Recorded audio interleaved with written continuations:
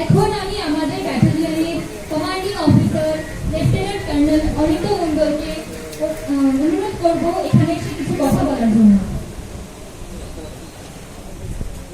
নমস্কার।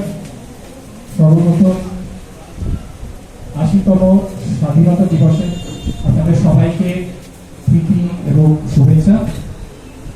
ব্যাটালিয়নের training staff, administrative staff এবং সবার জন্য খুবই ইন্সপিরেশনাল। আজকে আমাদেরই এনসিসি ক্যাডেটদের মধ্যে এনারা ছোট ছোট কয়েকটা সাংস্কৃতিক অনুষ্ঠান তৈরি করেছিল। অনুরোধ